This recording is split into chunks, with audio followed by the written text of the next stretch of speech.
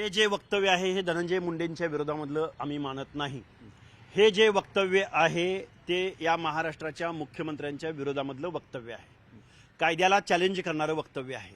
आणि विशेष करून विरोधी नेत्याचं काम माननीय देवेंद्र फडणवीसांनी धस, अभिमन्यू पवार, पुन्हा ते पाटील यांना दिलंय का? काय चाललंय नक्की महाराष्ट्रामध्ये? यांच्याच पक्षाच्या मुख्यमंत्र्यावर यांचा विश्वास नाही, धसांचा. मला वाटतं नक्की काहीतरी मुख्यमंत्र्यांकडे काही मागणी करणार का या संदर्भात? आम्ही मुख्यमंत्र्यांना निश्चित भेटू. आरोपीला शिक्षा झालीच पाहिजे ही आमची पहिली मागणी. पण आमची दुसरी मागणी, एखादा समाज टार्गेट होत असेल, कायदा आणि सुव्यवस्था बिघडली जात असेल, इथली व्यवस्था चॅलेंज केली जात असेल, हे धनंजय मुंडे वगैरे हे टार्गेट नाही यांचं.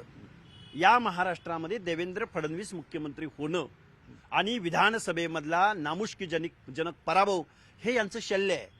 त्यामुळं सगळे मोर्चे निघतात. त्यातून हे मोर्चे निघतात. अभिमन्यू पवार बोललेत ना, मी कशाला पदरचं बोलू? मुख्यमंत्र्यांचे खास आहेत. हो, मग तेच बोललेले आहेत की कोपर्नी 2 आपल्याला करावं लागेल. यांची भावना कळली ना महाराष्ट्राला.